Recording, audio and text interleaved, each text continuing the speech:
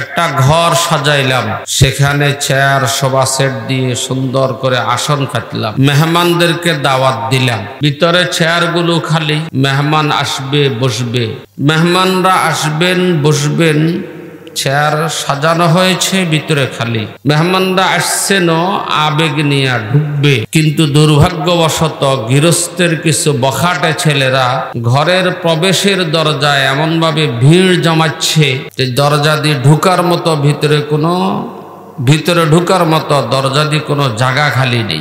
আবেগ আপ্লুত মেহমানরা কিছুক্ষণ এদিক সেদিক ঘোরাঘুরি করে জায়গা না পাইয়া এই ঘরে আর জায়গা নাই, ঢুকবার ব্যবস্থা নাই, ফিরে চলে গেল। এই গৃহস্থের যেরকম বখাটে ছেলের কারণে সম্মানী মেহমানরা সম্মানের আসন গ্রহণ করতে না পারে চলে গেল, মেহমানরা স্থান পেল না। তদ্রূপভাবে ইসলামের একটা ঘর, যে ঘরকে সাজাইছেন স্বয়ং আল্লাহ রব্বুল আলামিন, ইসলামের ঘরের সৌন্দর্য দিয়া এই ঘরটাকে মুজাইয়ান করেছেন, সুসজ্জিত করেছেন আল্লাহ তাআলা।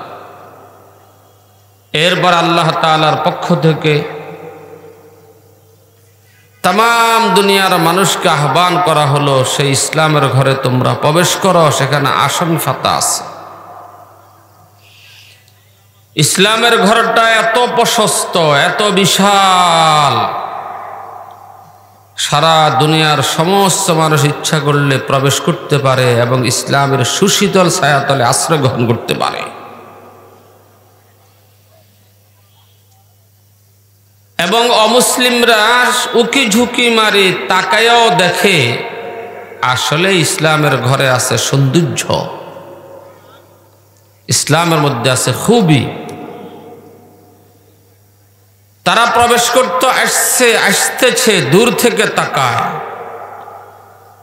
কিন্তু কিছু বখাটে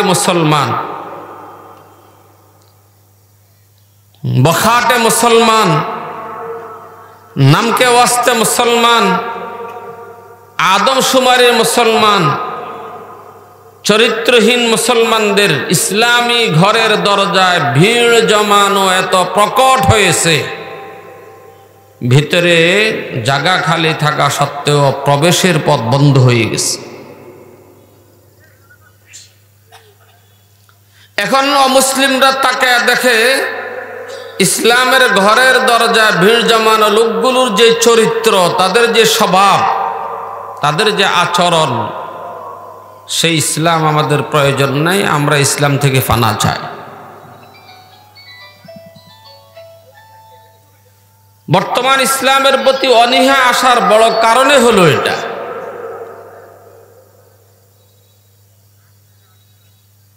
ইসলামে প্রবেশ করতে আসার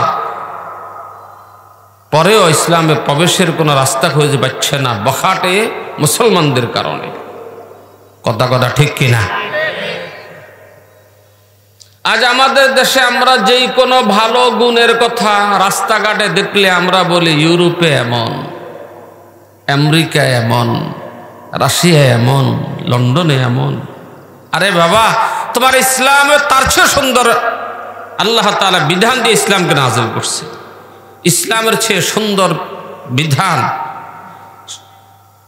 সুন্দর ধর্ম, সুসজ্জিত ধর্ম পৃথিবীর বুকে আর কোনোটা নেই। শুধু ধর্ম নয়, মানব জীবনের সকল দিক ইসলাম যে খুবই নিয়ে দুনিয়াতে আসছে, খুবই দেখাইছেন, এটার নজির পৃথিবীতে খুঁজে পাওয়া যাবে।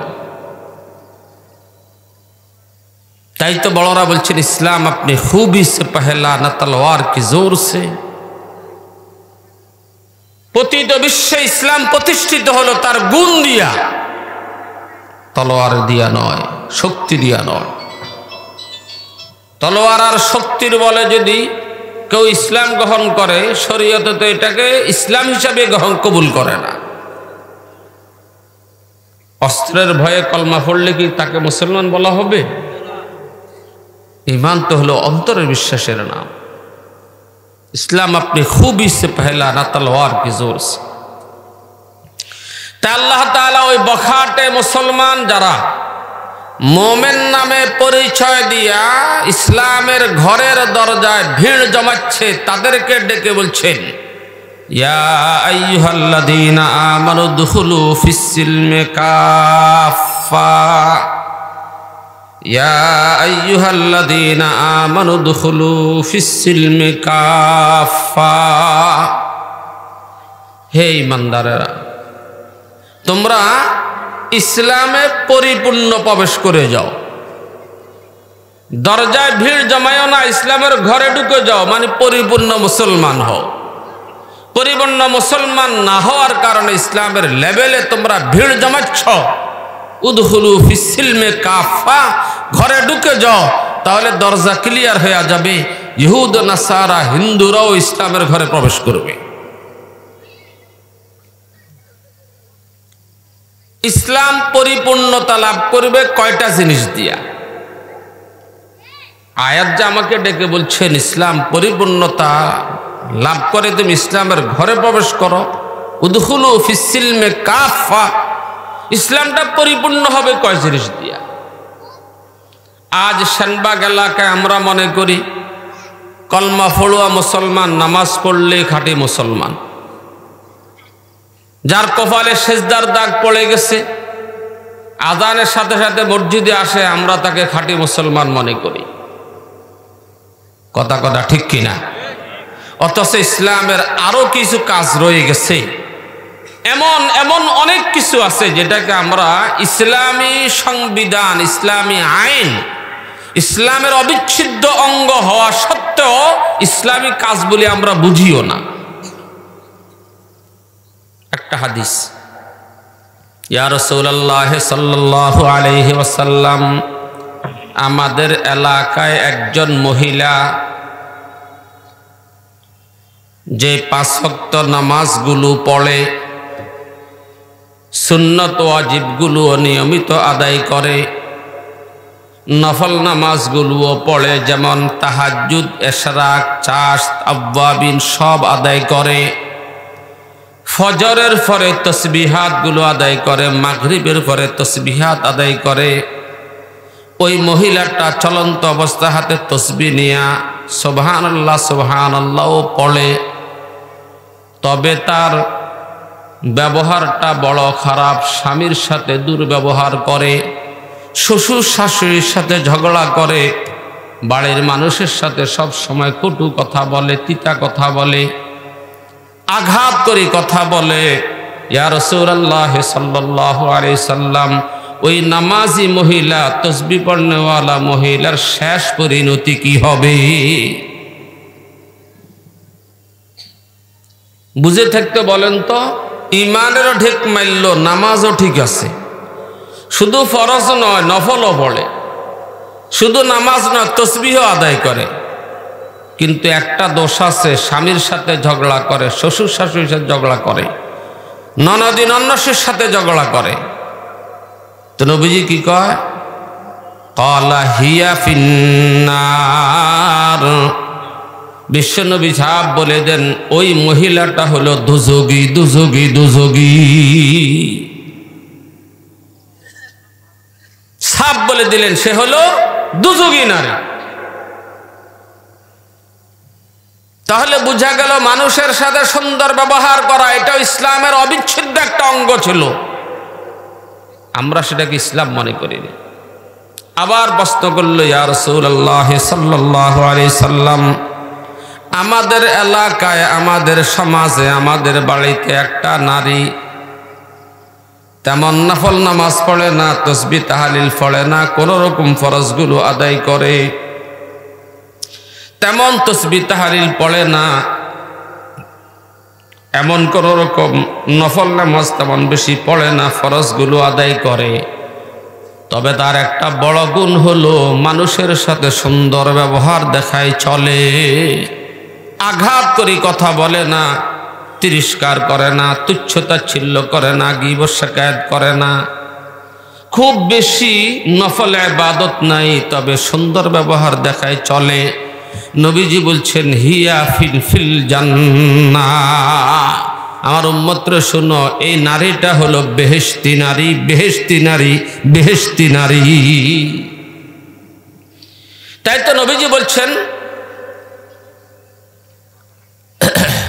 আকমালুল মুমিনিনা ঈমানান আহসানুহুম আখলাকা। কি বলছেন? কিয়ামতের দিন একজন মুমিনের ঈমানের পরিপূর্ণতা লাভ করবে, তার আখলাক যত ভালো হবে ঈমানটাও তত ভালো হবে।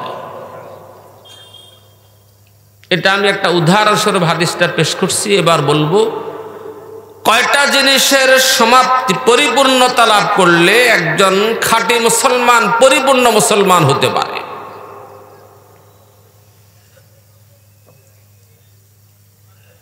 পাঁচটা মৌলিক জিনিস আছে, যেই পাঁচটা সমষ্টিগত একটা ব্যক্তির জীবনে পাওয়া গেলে তাকে খাঁটি মুসলমান বলা হয়। তার বেলা বলা যাবে উদখুলু ফিস সিলমে কাফা, দাখালা ফিস সিলমে কাফা, সেই পরিপূর্ণ ইসলামে প্রবেশ করেছে। আমার কথা বুঝে থাকলে বলেন তো কয়টা জিনিস বলছি? মুখস্থ করেন। আকায়েদ, ইবাদাত, মুআমালাত, আখলাক, মুআশারাত।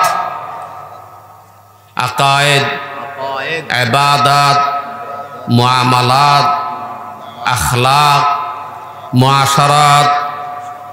এই পাঁচটা জিনিস কারো মধ্যে ইসলামী আদর্শ মতো পাওয়া গেলে তাকে খাঁটি মুসলমান বলা হবে। প্রথম দুইটা সংক্ষেপে বলি। আকায়েদ, বিশুদ্ধ আকীদা পোষণ করা, যেটাকে বলা হয় ঈমান।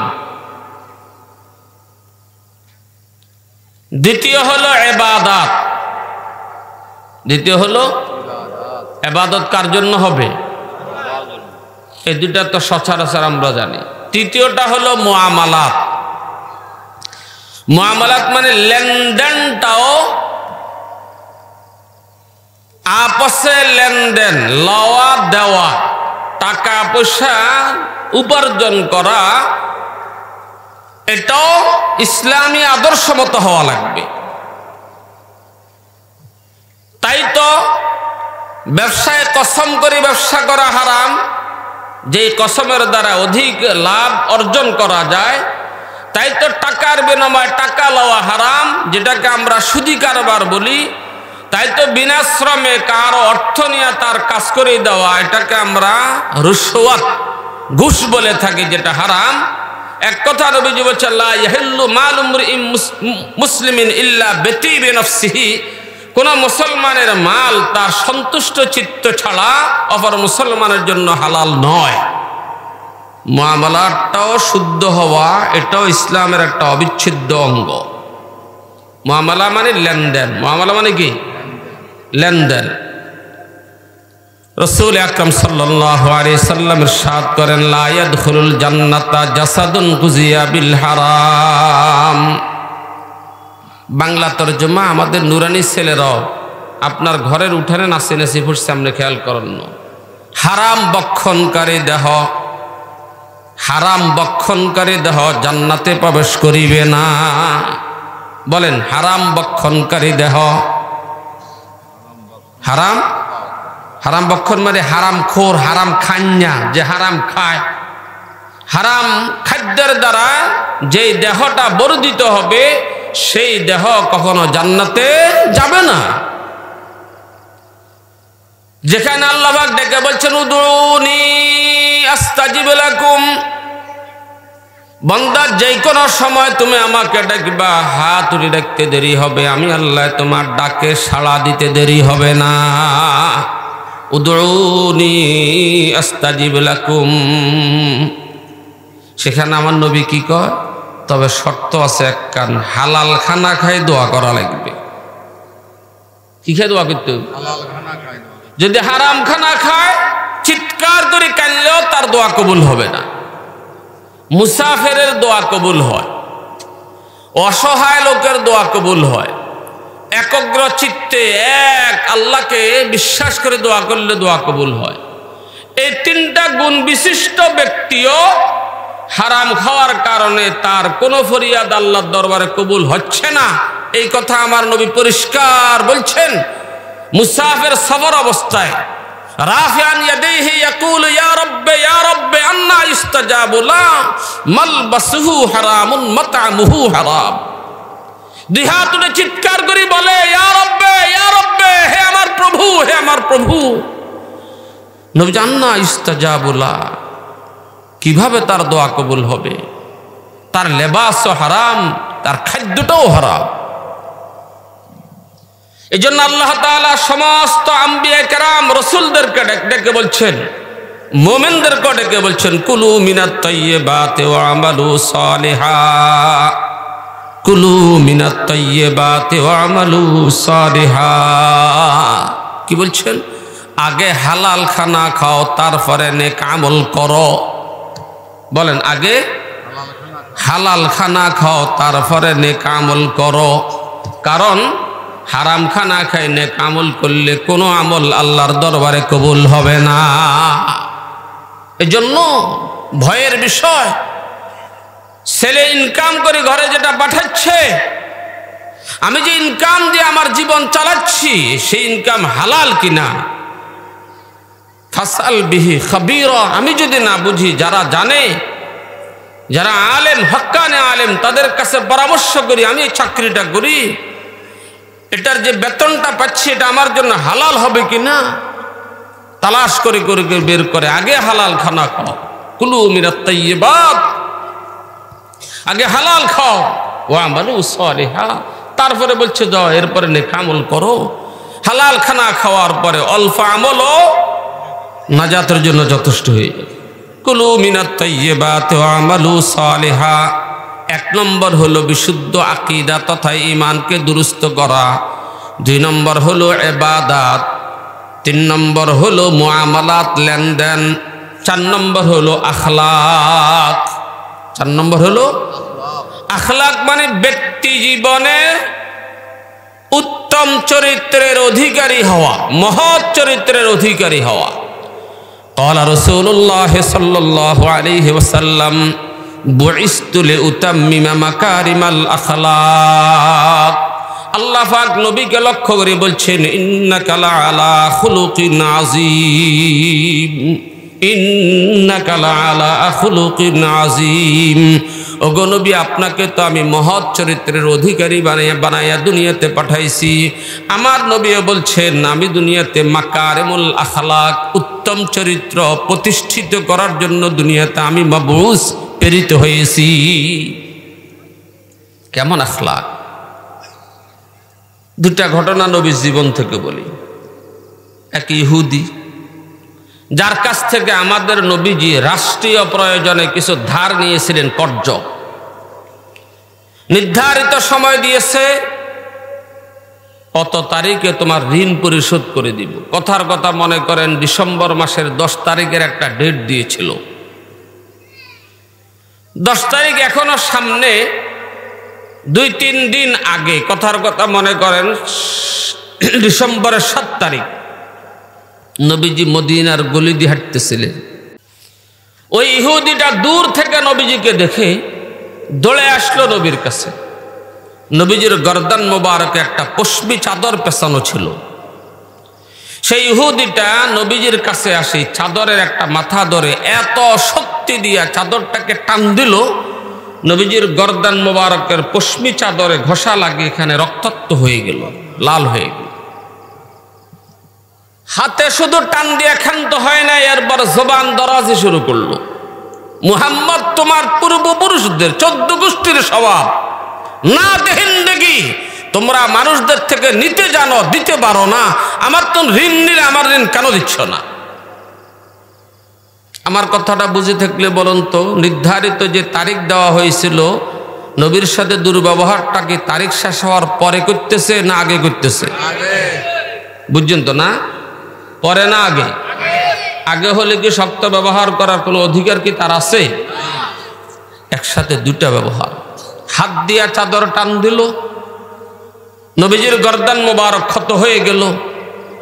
এরপরে মৌখিকভাবে নবীর বংশের উপর আঘাত করে নবীকে আক্রান্ত করে কথা বলল। আমরা সকলে জানি, হাতের আঘাতকে মানুষ সই নিতে পারে, বংশের উপর আঘাত করলে মানুষ সহ্য করতে পারে না। কথা কথা ঠিক কিনা? মা বাবার উপর আঘাত করে কথা বললে সহ্য করতে পারে না। নবীজি তাকে কিছুই বললেন না, অথচ নবীর পাশে দাঁড়ানো ছিল হযরতে ওমর ইবনে খাত্তাব রাদিয়াল্লাহু তাআলা। খুব নরম সাহাবী না? নরম নাকি? সাহাবীদের মধ্যে সবচেয়ে গরম না? আর নবীর বেলায় তো গরমের কোনো সীমাই নেই। নবীর বেলায় গরমের কোনো কি নেই। একটা হাদিস এসছে, এক মুসলমান আর একটা ইহুদি একটা জমিন নিয়ে দুইজনের মধ্যে বিবাদ হলো। কার কার মধ্যে ভুলে গেছেন? একজন হলো মুসলমান, একজন হলো ইহুদি। ইহুদিটাই মুসলমানরে বলে, চলো আমাদের এই দ্বন্দ্বের নিরসন করবে তোমাদের নবী মুহাম্মদুর রাসূলুল্লাহ। কে কয়? কেন ইহুদি প্রস্তাবটা দিল? ইহুদি জানে আমি নবীকে নবী না মানলেও আসলে তিনি সত্যকারের নবী। সুবহানাল্লাহ করতেন না? কোরআন আল্লাহ পাক বলছেন ইয়ারিফুনাহু কামা ইয়ারিফুনা আবনাআহুম।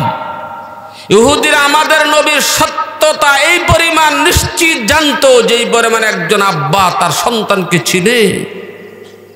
আমার নবী সত্য নবী বলে ইহুদিরা তার চেয়ে বেশি চিনত। তারা সত্য নবী হলে মিথ্যা বিচার করবে না, লিগেল বিচার করবে। ওই মোকদ্দমাতে ইহুদি ছিল লিগেলে। এই জন্য মুসলমানটাকে বুঝাইয়া ইহুদি আমার নবীর কাছে নিয়ে আসলো। নবীজি ইহুদির দলিলটাও দেখলো, মুসলমানটার দলিলটাও দেখলো। দেখলেন যে দলিল প্রমাণে প্রমাণিত হয় জমিনটার আসল মালিক ইহুদি। বলেন তো দেখে আমার নবী এরকম প্রমাণ পাওয়ার পরে আত্মীয়তার বন্ধন, স্বজন প্রীতি, নিজ দল, আমার মানুষ, এই কথা কই কি অন্যায় বিচার করবে? কথা কর না। আর দুনিয়াতে ইনসাফ প্রতিষ্ঠা করার জন্য তো আল্লাহ পাক নবীকে পাঠাইছে। নবী সব দেখি ফয়সালা দিয়ে দিলেন ইহুদির পক্ষে। কার পক্ষে? মুসলমানটা নবীর সামনে কিছু বলতে পারে নাই, ঘর থেকে বের হয়ে আসি। এবার ইহুদিটাকে বলে, আমি আসলে নবীর সামনে ভয়ে আমার দলিল প্রমাণগুলো তুলে ধরতে পারি নাই, বক্তব্যটা পেশ করতে পারিনি। তো কি হয়েছে এখন? চলো ওমরের কাছে আবার যাই। কার কাছে? নবীজির বিচারের আগে না পরে? যার আগে বিচার করছে কে? এখন যাইতে কার কাছে? কিল্লাই ওমরের সামনে গেলে আমি আমার সব কথা খুলে বলতে পারবো, এরপর ওমর যা ফয়সালা দেয় আমি তা মানে নেব। আসলে ওই মুসলমানগার কাঁধে শতান সাওয়ার হয়েছিল। কি সাওয়ার হয়েছে? সে বুঝছে আশিদ্দা ও আলাল কুফার, ওমর তো কাফেরের বিরুদ্ধে বড়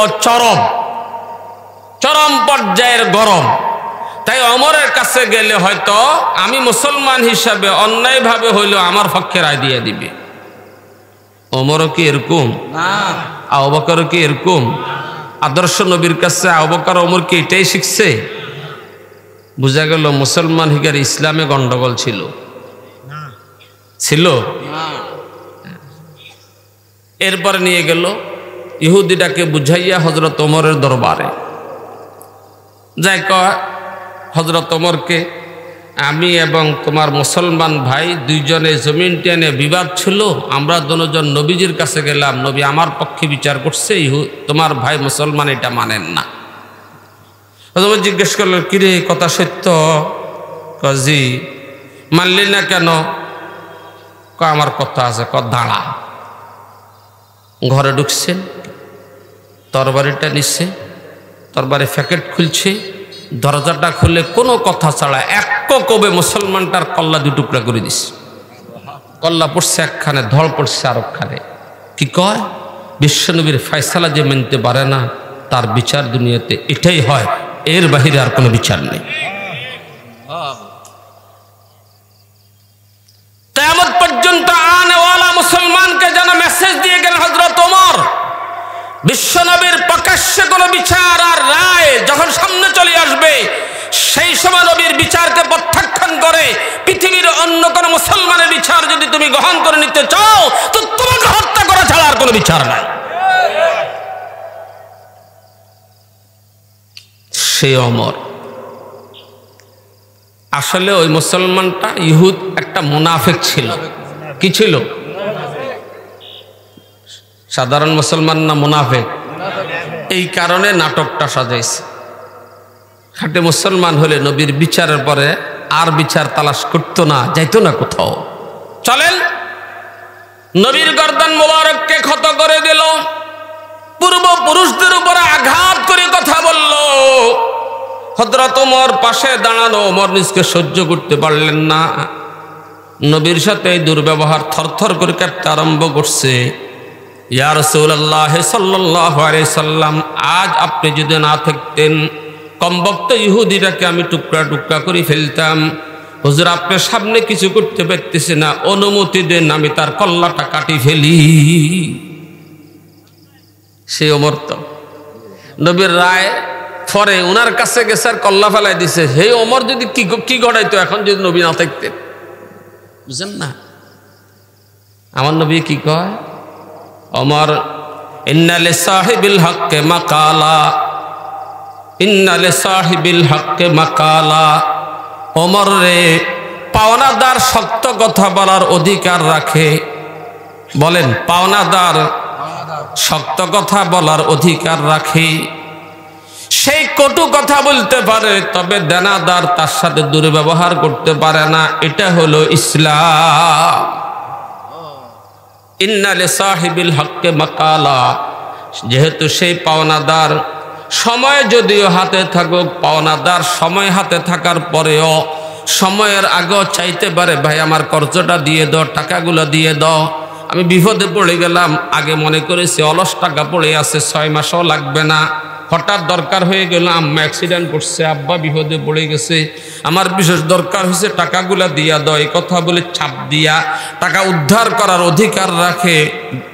দেনাদার নয়, পাওনাদার। ইন্না লিসাহিবিল হক্কে মাকালা। ওমর পাওনাদার হিসেবে ইহুদি সত্য কথা বলার অধিকার রাখে, বিদায় অধিকার প্রয়োগ করেছিল, কিন্তু তুমি তাকে চোখ রাঙ্গাইয়া কথা বলার কোনো অধিকার রাখো না।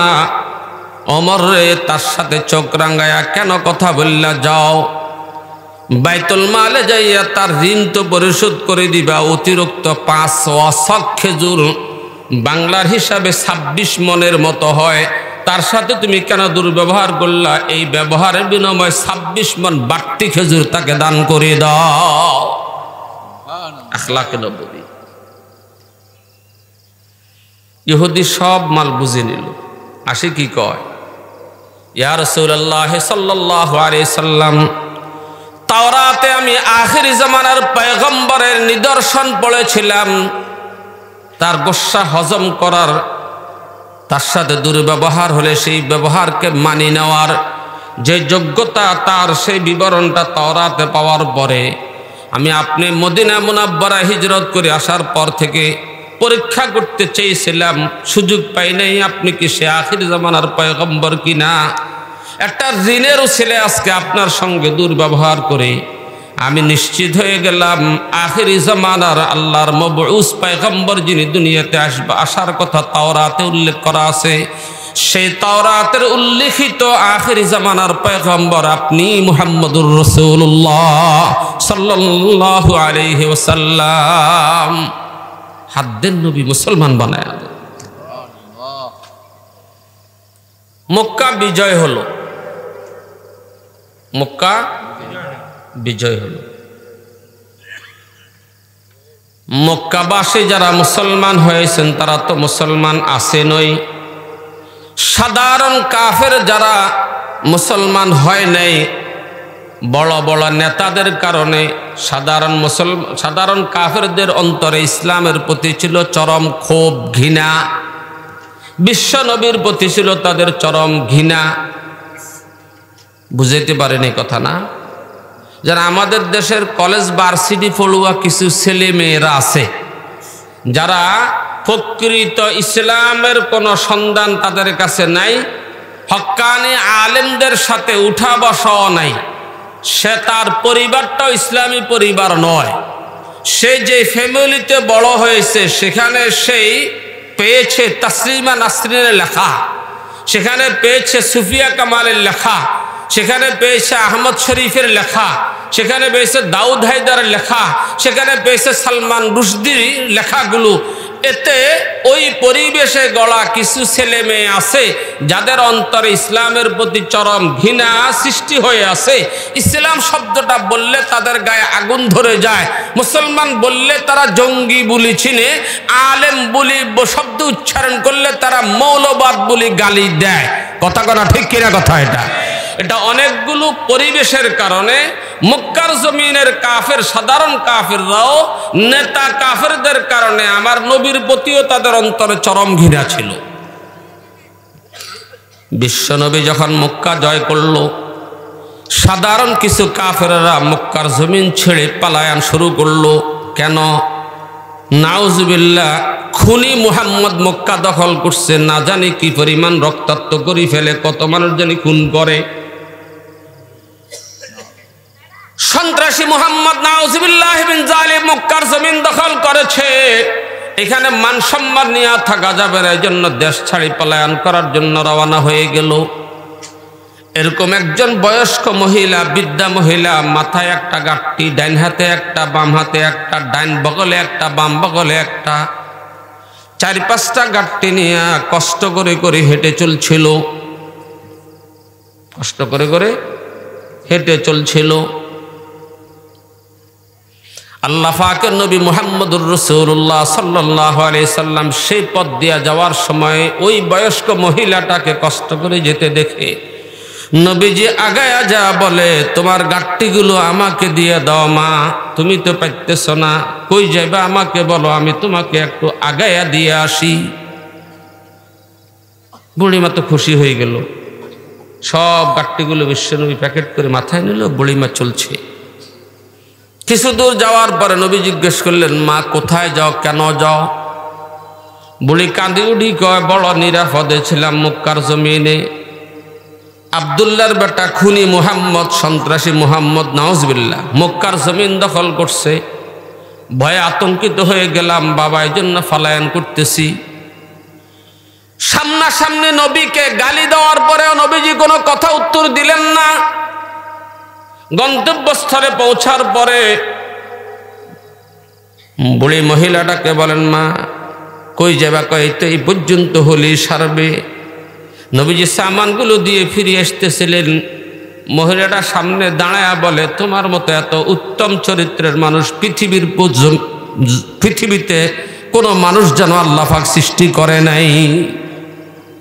তুমি এত ভালো, কে তুমি? তোমার বাড়ি কোথায়? কোত্থেকে তুমি আসছো? তুমি এত মহৎ চরিত্রের অধিকারী, এত মহান তুমি, এত মহান, এত মহান তুমি, তোমার মতো এত উত্তম চরিত্রের মানুষ আমি আমার চোখে জীবনে দেখি নেই। কে তুমি? তোমার পরিচয় কি? কোত্থেকে আসলা? বিশ্বনবী জনাব রাসূলুল্লাহ সাল্লাল্লাহু আলাইহি সাল্লাম বুড়িমার চেহারার দিকে তাকায় মুস্কি হাসি দিয়ে বলে, একটু আগে যাকে তুমি খুনি আর সন্ত্রাসী বলে গালি দিয়েছিলা, আব্দুল্লাহর বেটা যে মুহাম্মদকে মা তুমি চিনো নয়, আমি হলাম সেই মুহাম্মদ। ফাবাকাত বুকান শাদীদা, বুড়ি নবীর পায়ের উপরে বুড়ি খুব চিৎকার করে কান্না শুরু করে দিলেন আর বলছেন, এমন মহৎ চরিত্রের মানুষ কোনোদিন খুনি হইতে পারে না, সন্ত্রাসী হইতে পারে না। মানুষ তো আমাদেরকে ধোঁকা দিয়েছে, আমার তো পলায়ন করার কোনো প্রয়োজন নেই, তোমার মতো মানুষের ছায়া তলে আমি আমার বাকি জীবন কাটাইতে চাই। সে আখলাকওয়ালা নবী। হযরত আবু মাহজুরা রাদিয়াল্লাহু তাআলা, সাহাবায়ে কেরাম মক্কা বিজয়ের পরে যখন হুনাইন যুদ্ধ থেকে আসতেছিলেন, প্রতিমধ্যে নামাজের সময় হলো। হযরত বেলাল রাদিয়াল্লাহু তাআলা উচ্চস্বরে আওয়াজ দিলেন, আল্লাহু আকবার, আল্লাহু আকবার। আজানের আওয়াজ শুনি পথে রাস্তার ধারে খেলাধুলা করতেছিল কাফেরদের কিছু শিশু বাচ্চারা, এরাও দাঁড়াইয়া শুরু করছে আল্লাহু আকবার, আল্লাহু আকবার। আজানের মধ্যে আল্লাহ পাক একটা আকর্ষণ দেখছে। কি কইছি? কি কইছি? আজানের মধ্যে আছে না? পুরা জীবন আজানে শব্দ গুণ শুনি অনেকে বিরক্তি লাগেনি? কোন মুসলমানের কাছে বিরক্তি লাগেনি? যার মধ্যে ইমান নাই, বেঈমান, মোরতাদ হয়, সে হয়তো আজানের শব্দ নিয়ে ব্যঙ্গাক্ত করে, তার তো কষ্ট লাগে। মুসলমানের কাছে মায়া লাগে। কথা কথা ঠিক কিনা? মায়ার শব্দ এগুলা তার প্রমাণ। মসজিদে মুয়াজ্জিন যখন আজান শুরু করে দেয়, আপনার আমার ঘরের ল্যাংটা শিশু বাচ্চারা যে এখনো ফ্যানও পড়তে জানে না, কি কর, তাকেও দেখা যায় খেলাধুলা ছাড়ি কানে আঙ্গুল দিয়ে লব্বর লব্বর করেনি? আওয়াজ করেন না, করেনি? তো কত গান, কত আরো কত নাটক, কত কিছু চলে, এটা শুনলে তো এটা আল্লাহ আকবার কয় না, শিক্ষর বারে গানে গায় না, আজান আওয়াজে কেন গায়? কথা কর না। মালিকের নাম আছে যে, সুবহানাল্লাহ। কার নাম? চিৎকার করে বলেন, কার নাম? মালিকের নাম আছে না? এই নামের মধ্যে একটা কি আছে? মজা আছে। আল্লাহ আল্লাহ আল্লাহ আল্লাহ আল্লাহ, ক্যা মুবারক নাম হে, কি মুবারক এই নাম। নবীজির মুয়াজ্জিন যখন আজান দেওয়া শুরু করলো, রাস্তার ধারে খেলাধুলা করতেছিল কাফেরের শিশু বাচ্চারা, তারাও দাঁড়ায় আজান শুরু করে দিল, আল্লাহু আকবার আল্লাহু আকবার। আমার নবীর কানের মধ্যে আল্লাহ পাকের আওয়াজের ধ্বনি পৌঁছার পরে নবীজির অন্তরে বাচ্চাদের প্রতি মায়া হলো, মালিকের নামের কারণে। এই বাচ্চারা এদিকে আসো। কেউ কেউ এদিক সেদিক দৌড়াদৌড়ি করে চলে গেল, বাকিরা আসলো। নবী জিজ্ঞেস করলেন, তোমাদের মধ্যে উচ্চ কণ্ঠওয়ালা কে আছো? সব বাচ্চারা বলে দিল, আবু মাহজুরা নামক এই বাচ্চাটা একটু আওয়াজ বড় তার। তো নবীজি বলছেন, একটু আগে যে বাক্যগুলো তুমি একা একা উচ্চারণ করতেছিলে, এগুলো আবার বলো, এগুলো আবার বলো। সেই চিৎকার করে বলতেছিল, আল্লাহু আকবার আল্লাহু আকবার আল্লাহু আকবার আল্লাহু আকবার। একটু বয়স হয়েছে, কিছু কিছু বুঝে, এই কারণে আশহাদু আল্লা ইলাহা ইল্লাল্লাহ আশহাদু আন্না মুহাম্মাদুর রাসূলুল্লাহ শাহাদাতের মধ্যে আসি আওয়াজটাকে একটু ছোট করে ফেলছে। কিন্তু এটা তো তার বিশ্বাসের সাথে মিলে না। সেই তো ওই ঘরে জন্মগ্রহণ করছে যারা হাজার হাজার দেবদেবী মানে, তা আল্লাহ ছাড়া কোনো মাবুদ নাই, এটা কেন সাক্ষী দিবে? বুঝেন না? সেই তো ওই ঘরে জন্মগ্রহণ করছে যে ঘরওয়ালারা নবী মুহাম্মদ সাল্লাল্লাহু আলাইহি সাল্লামকে নবী মানে না, তো আশহাদু আন্না মুহাম্মাদুর রাসূলুল্লাহ কথা কেমনে কি আওয়াজ ছোট করে ফেলছে। তো নবী সাল্লাম মাথায় হাত বুলাই কয়, এই দুইটা বাক্য করে না বড় করি ক। বুঝেন না? নবীর হাতের ছোঁয়া লাগা মাত্রেই অন্তরে যা ছিল সব দূর হয়ে গেছে। নবীর সাথে মিলে চিৎকার করে বলা শুরু করছে। বালেগ হয় নাই, এখনো ছোট। আজান শেষ, নবীজি বলছেন এবার যাও। বাচ্চা নবীর চেহারার দিকে তাকায় বলে, জামু কই আর? কথা কর না। নবীজির চেহারার দিকে তাকায় বলে, আর কই যাব? একবার একবার একবার যে মায়ার হাতের ছায়া তলে ছায়া পেয়ে গেলাম, এই হাত ছাড়িয়ে পৃথিবীর আর কোথাও আমি আর যাব না। সাইয়্যিদনা হযরত আবু মাহজুরা রাদিয়াল্লাহু তাআলা, তাই নবীজি বলছেন, বুইসতুলে উতাম্মিমা মাকারিমাল আখলাক, উত্তম চরিত্রের অধিকারী হওয়া এটাও ইসলামের অবিচ্ছেদ্য একটা অঙ্গ। আল্লাহ পাক কোরআন শরীফে বলেন, ইদফা বিল্লাতি হিয়া আহসান ফাইদাল্লাযী বাইনাকা ওয়া বাইনাহু আদাওয়াতুন কান্নাহু ওয়ালিয়্যুন হামীম। ইসলাম এটাই চেয়েছে, চরম শত্রু, তোমার রক্তচোষা শত্রু, তার সাথেও তুমি উত্তম ভাবে প্রতি উত্তর দাও, সুন্দর ভাবে তার উত্তর দাও, হোসনে আখলাকের সাথে তার সামনে পেশ হও। কি লাভ হবে? যে তোমার চিরশত্রু, আমি আল্লাহ ঘোষণা দিচ্ছি, সে হয়ে যাবে তোমার অন্তরঙ্গ বন্ধু। ইদফা বিল্লাতি হিয়া আহসান ফাইদাল্লাযী বাইনাকা ওয়া বাইনাহু আদাওয়াতুন কান্নাহু ওয়ালিয়্যুন হামীম। যে চতুর্থ হলো আখলাক, ব্যক্তি জীবনে মহৎ চরিত্রের অধিকারী হওয়া। 5 নম্বরটা হলো হোসনে মুআশারাত, 5 নম্বরটা হলো হুসনে মুআশারাত। এটাকে আমাদের দেশে আমরা ইসলাম মনেই করি না, এটাকে আমরা আমাদের দেশে ইসলাম মনেই করি না। হুসনে মুআশারাত কি? হুসনে মুআশারাতের মূল হলো আপনার জীবন চলার সময় আপনার পাশে থাকা লোকগুলো, আপনার দুনিয়ার রাস্তা, দুনিয়ার গতি চলাকালীন আপনার পাশে আপনার ভাই, মুসলমান হোক, হিন্দু হোক, ইহুদি হোক, নাসারা হোক, খ্রিস্টান হোক, চাকমা হোক, মণিপুরী হোক, সাঁওতাল হোক, গারো হোক, যাতে আপনার এমন কোনো আচরণ না হয় যে আচরণের কারণে তার মনে কষ্ট আসে। এইভাবে মনে কষ্ট না দিয়া জীবন চলা, এটা হলো ইসলামী আদর্শের হুসনে মুআশারাত। এটাও ইসলাম।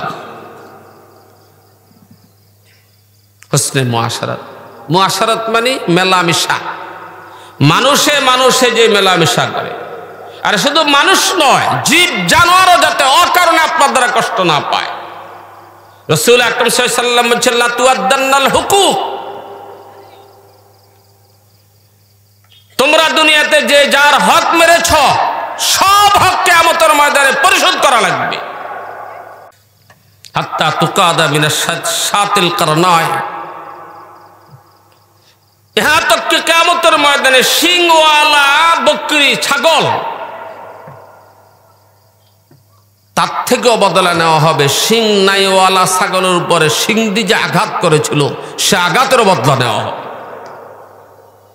শিংওয়ালা ছাগল শিং নাইওয়ালা ছাগলকে শিং দিয়ে যে আঘাত করেছে, কিয়ামতের ময়দানে উভয় জানোয়ারটাকে জিন্দা করে শিং নাইওয়ালা ছাগলটার মাথায় শিং সৃষ্টি করে হুকুম দিবে, যেই পরিমাণ তোমাকে আঘাত করছে তুমি সেই পরিমাণ আঘাত।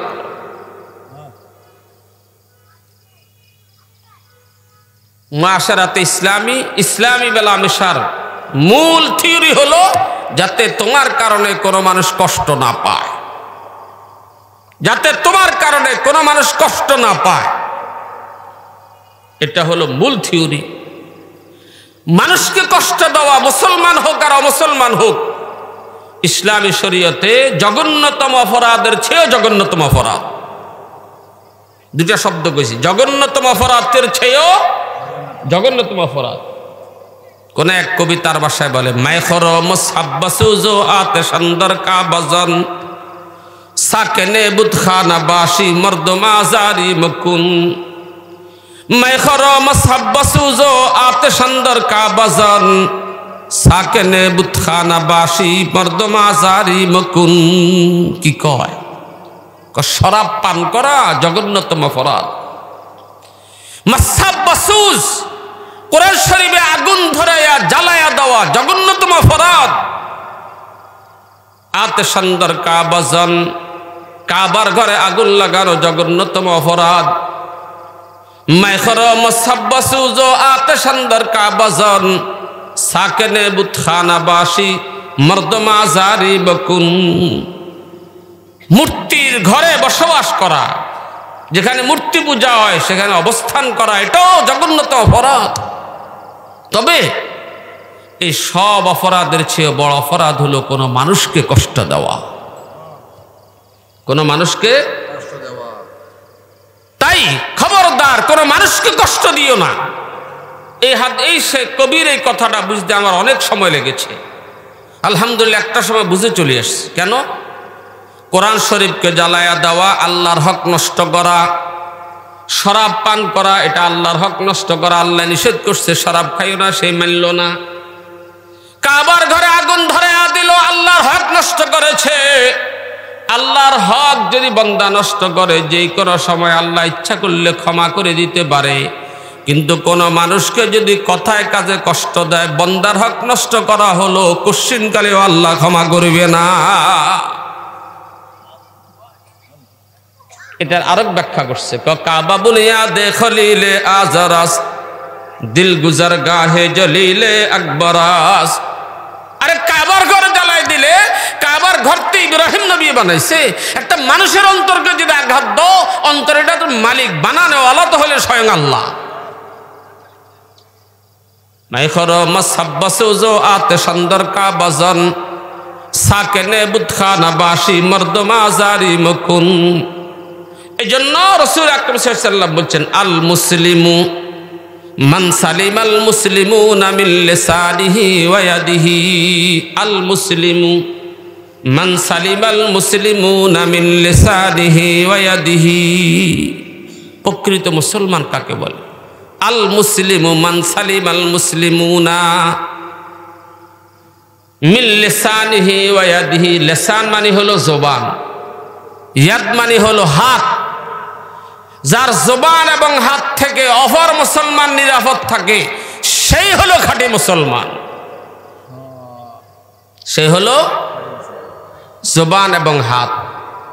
হাদিসে লম্বা ব্যাখ্যা আছে, দুইটার কথা বলছে, বাকিগুলার কথা কেন বলেনি? সাধারণত দুনিয়াতে অপরাধ দুই রকমের হয়, একটা অঙ্গ দিয়া প্রকাশিত হয়, একটা জবান দিয়া হয়। বাহিরের অঙ্গ দিয়া হয়, একটা জবান দিয়া হয়। বাহিরের অঙ্গের মধ্যে বেশিরভাগ কাজ সম্পাদন হয় হাতের দ্বারায়, সেই হিসাবে হাতের কথা বলা হয়েছে। আর জবান মানে হলো কথা দ্বারায় মানুষকে আঘাত করা। হাতের আঘাত বেশি মারাত্মক হয় না কথার আঘাত বেশি মারাত্মক? বুঝি কইছেন না না বুঝি কইছেন? হাতের আঘাতে কষ্ট বেশি পায় না কথার আঘাতে কষ্ট বেশি পায়? শরহে জামিওয়ালায় এক ফাগলার কথা একটা নকল করছে, যারা হাতুসেনানে লাহাল তিয়ামু, যারা হাতুসেনানে লাহাল তিয়ামু ওয়ালা ইয়ালতামু মা জারাহাল লিসানু। তীরের দ্বারা আঘাত করলা, ছোরার দ্বারা আঘাত করলা, তরবারি দিয়ে আঘাত করলা, সেই চামড়া জোড়া লাগবে। চামড়ার যদি উর্বর ক্ষমতা ভালো হয় তাহলে একসময় দাগটাও মুছে যায়।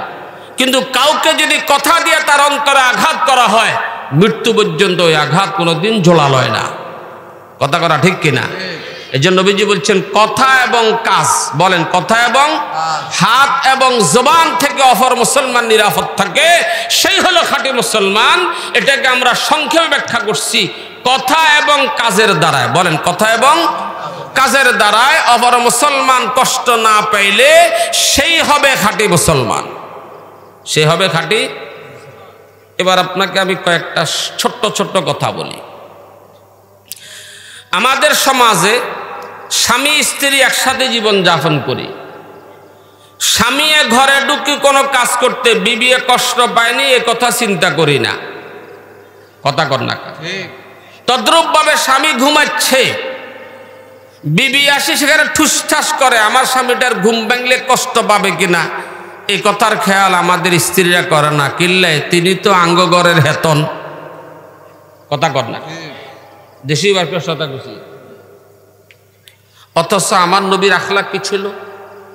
ভোর রাত্রে নবীজি যখন তাহাজ্জুদ পড়ার জন্য উঠতেন, দরজা নরম হাতে এত আস্তে করে খুলতেন, দরজা যাতে কোনো টুস করে কোনো শব্দ যাতে না হয়। ওযু করে আসি আবার দরজাটা এমন বা বন্ধ করতেন যাতে দরজার ক্যাত আওয়াজ, খটখটানি কোনো শব্দ যাতে উচ্চারিত না হয়। আম্মা জান আয়েশা রাদিয়াল্লাহু তাআলা আনহা বিশ্বনবীকে জিজ্ঞেস করলেন, ছোট্ট একটা কামরায় বাস করি, দুইজন শোয়ার পরে আলাদা নামাজ পড়ার মতন কোনো জায়গাও আমাদের কামরায় নাই, এই অবস্থায় এত এত এত এত সতর্ক হয়ে কেন বার বাহির হন, আবার কেন ঢুকেন? বিশ্বনবী বলেন, তোমার বয়স কম, ঘুমটা একটু যাওয়া দরকার। আমি দরজা খুলতে আর মারতে যায় আওয়াজ হলে যদি তোমার ঘুমটা ভাঙে এতে তুমি কষ্ট পাইবা। আমি নবী সেই কারণে আস্তে আস্তে দরজা খুলি আর বন্ধ করি যাতে আমার সঙ্গিনী হইয়াও তুমি যাতে কষ্ট না পাও। কষ্ট দেওয়া কবিরা গুনাহ, ছেলে তার আব্বাকে দিলেও কবিরা গুনাহ, আব্বা তার ছেলেকে দিলেও কবিরা গুনাহ, স্বামী তার স্ত্রীকে দিলেও কবিরা গুনাহ, স্ত্রী তার স্বামীকে দিলেও কবিরা গুনাহ। কোনো কারণে যদি অনিচ্ছা সত্য হয়ে যায় আল্লাহ মাফ করে দিবে, তবে ইচ্ছাকৃত কবিরা গুনাহ করি আমরা খবর রাখি না। চতুর্দিকে আজান হচ্ছে, হয়তো আলোচনা শেষ করে দিব। মুফতি শফি সাহেবের একটা ঘটনা বলি, তাফসিরে মারিফুল কোরআন যে লিখছেন। উনি একদিন ঘরে ওযু করছেন, অজু করে আসি তোয়ালিয়া তালাশ করছেন, যেখানে তোয়ালিয়া থাকে সব সময়। তোয়ালিয়া বুঝেন না? কিনলে তালাশ করে, কিন্তু ওই জায়গায় তোয়ালিয়াটা নেই। না পাওয়ার কারণে তিনি এই রুম ওই রুম করে তালাশ করতে করতে তোয়ালিয়া এই জায়গায় থাকে এটা সহজে জানা যায়, কিন্তু এখান থেকে অন্যখানে যদি রাখে কোন রুমে আছে এটা সহজে পাওয়া যাবে না। তালাশ করে কষ্ট পাইছেন, ছেলেদেরকে ডাকছে, তকি সাহেব দেখছেন কথা, এটা ডাকি আমাদেরকে বলে, বাবা এই যে তোয়ালিয়া এখানে থাকার নিয়ম, তুমি হাট্টা মুসি চকিতে মেরে দিলা, তোমার মায় আসে তোয়ালিয়া তালাশ করে কষ্ট পাইল, আমি তালাশ করে কষ্ট পাইলাম, এটা তো তুমি কবিরা গুনাহ করছো। কোনছেন আমরা কেউ এটার কবিরা গুনাহ মনে করছি দেখি? এগুলা কবিরা গুনাহ মনে করি? ঘরে যেমন তেমন করে চলি না, কষ্ট পাইলে ফাঁক না, আঙ্গ ঘরের মানুষের না, আমার ছেলে না, আমার বাবা না। তো কি সাহেব বলেন যে আমার আব্বা পরিষ্কার বলছেন, আমিও যদি এটা করি তো আমি তোমাদের সাথে কবিরা গুনাহ করছি, আর তো তোমরা করে থাকো তো কবিরা গুনাহ করছো। সামনে যে জিনিস যেখানে থাকার নিয়ম ওখানে রাখবা, ব্যবহারের প্রয়োজন হলে ব্যবহার করে আবার সেখানে পৌঁছে। কি ভাই বিশ্বাস করছি? বুঝে আসে কথা কর না? অনেক জায়গায় মাহফিলে গেলে মাঠ খালি, রাস্তায় হাঁটা যায় না কিছু লোকের কারণে, কথা কর না? কিছু লোকের কারণে রাস্তায় এলোমেলো দাঁড়ায় থাকে, গফ করে। এরপরে কোন মেহমান আসা লাগলে হুশাল বাজার লাগে, সরাই দেওয়া লাগে, অথচ মাঠ খালি, ভিতরে জায়গাও খালি। এই যে আমি এলোমেলো সেখানে দাঁড়ায় রয়েছি, আগন্তুক লোকদের আসা যাওয়া কষ্ট হচ্ছে কিনা? ওরা কথা কর না? আওয়াজ করিবেন, কষ্ট হচ্ছে কিনা? আপনার নবী আপনাকে বলছে নাকি এই রাস্তায় দাঁড়ায় যারা গল্প করছো, মান সালিমাল মুসলিমুনা মিন লিসানিহি ওয়া ইয়াদিহি, যার কথার কাজের দ্বারা হর মুসলমান নিরাপদ থাকতে পারে না, তুমি খাঁটি মুসলমান হতে পারো নাই। বাজারে আমরা চলি, রাস্তাঘাটে চলি, হঠাৎ রাস্তার মাঝখানে আটকাইয়া গাড়ি একখান দাঁড়ায় যায়, দাঁড়ায়নি? আজকেও হয়েছে, তার ডান পাশেও খালি, বাম পাশেও খালি, সে ওখানে দাঁড়ায় প্যাসেঞ্জার নামায় উঠায়, পিছনে কোনো গাড়িকে আটকাই পারলাই, তো গাড়ি আটকান না আটকাইলে আরো 10 খান যে তোর কারণে আটকে গেল বিনা কারণে, তারা কষ্ট পায় নাই? কথা কর না? এখানে এমনও আছে যে একটা গাড়ির খুব জরুরত, তার 1 মিনিটও কয়েক কোটি টাকা দামের, একটু একটা মিনিট তাকে এখন মূল্যায়ন করতে হচ্ছে, সেও আটকে গেল। আর এখানে দাঁড়ায় আমরা বলি, আজ যদি সৌদি আরব হইতো গাড়ি এনে জেল হইত, আর যদি আমেরিকা হইতো তাহলে ড্রাইভারিকা জেল হইতো।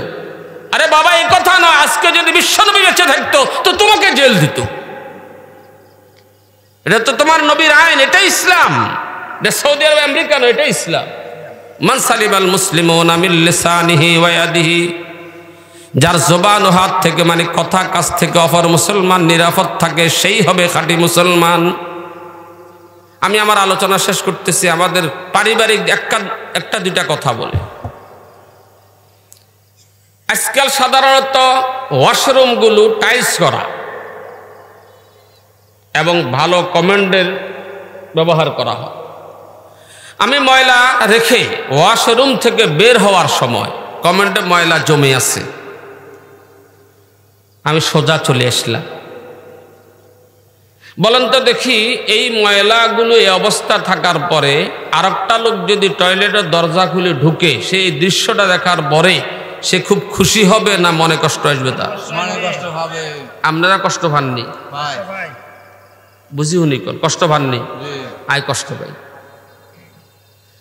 তাহলে আমি যে কাজটা করলাম, ওখানে ট্যাপে পানি ছিল, বাহিরে কলে পানি ছিল, পুকুরে পানি ছিল, এক বদ্দা পানি নিয়ে এসে যদি মারি দিতাম, এটা পরিষ্কার হয়ে যেত না? নবীজি আপনাকে বলছেন, আপনাকে বলছেন, নবীজি আপনাকে বলছে আপনার আচরণ দ্বারা অপর মুসলমান কষ্ট পাচ্ছে, এখনো খাঁটি মুসলমান হতে পারেননি। এটাও ইসলামের একটা অবিচ্ছেদ্য অঙ্গ বলে আজকে প্রমাণিত হচ্ছে। আমরা এটাকে ইসলাম মনে করিনি। পুকুর ঘাটে ওযু করতে গেলেন, আপনি জুতা নিয়ে, জুতা ময়লাওয়ালা জুতা নিয়ে হাতটা ধোয়ার পরে 1 ফুট পানিতে নামিয়ে জুতাটাকে খুব মাড়াইয়া ধুইতেছেন পাটা। এরপরে মুখে কফ আসছে, ওটা ফেলে দিলেন সেখানে। আমি আপনাকে প্রশ্ন করি, আপনার আগের ভদ্রলোকটা যদি এইভাবে করতো, কফ ফেলতো, ময়লা কাঁচরা দিয়ে জুতাটা এইভাবে দিত, আপনি পরে যাওয়ার পরে সেখান থেকে উজু করতে পারতেন? আপনার তো বিয়েকে দিত। এই দেখার পরে আপনার কি মনে কষ্ট আসতো না? তা আপনার আচরণে আরেক ভাই তো মনে কষ্ট আসবে।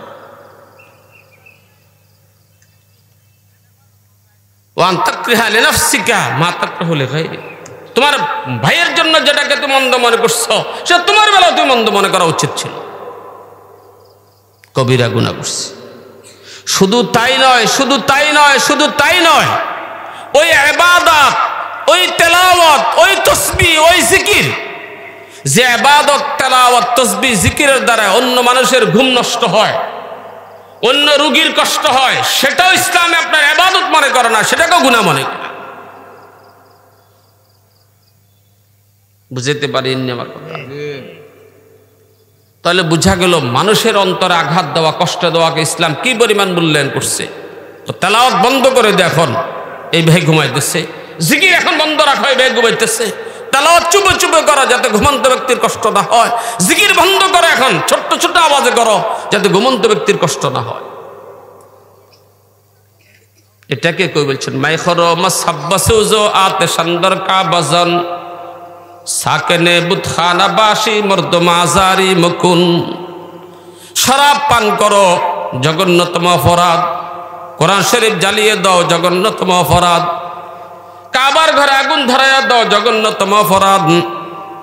মূর্তি খানায়, মূর্তির ঘরে বসবাস করো, জঘন্যতম অপরাধ। তার চেয়েও জঘন্যতম অপরাধ হলো কোনো ভাইকে কষ্ট দেওয়া।